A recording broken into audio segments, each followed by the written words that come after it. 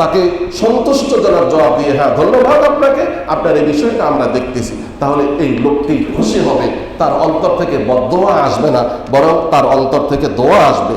এইভাবে 5 নম্বর কাজ হলো যে মুসল্লিদের পরামর্শ গ্রহণ করা।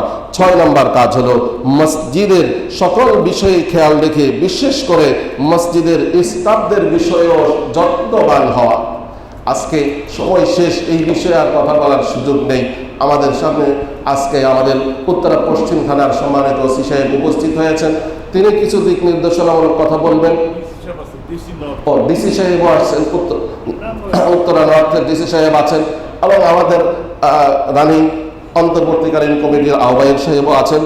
তো আমরা এই কথাগুলো শুনবো, যেহেতু আগামীকাল নির্বাচন, সেই প্রসঙ্গে ওনারা দিক নির্দেশনামূলক কথাও বলবেন।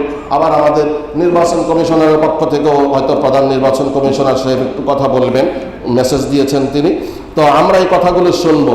আমার কথা শেষ, পরিশেষে হলো এইটা, মসজিদের আদবগুলো আমরা রক্ষা করব, এবং যাদেরকে ভোট দেব এই ভোটটা আমানতের সহিত দেব।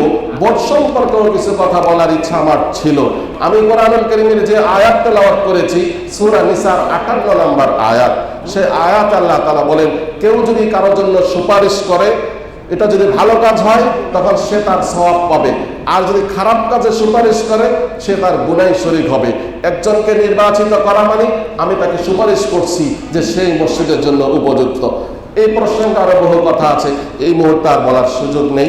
আমরা এখনই সুন্নাত আদায় করব, সুন্নাতের পরেই আমরা আমাদের দিক প্রশাসনের পক্ষ থেকে দিক নির্দেশনামূলক কথাগুলো শুনবো। যারা কবলার জুমা পড়েননি কিংবা সুন্নাত যারা আদায় করেননি, দয়া করে সুন্নাত আদায় করে নেন। সুন্নাতের পরপরেই আমাদের বাকি পর্ব শুরু হবে ইনশাআল্লাহ তাআলা।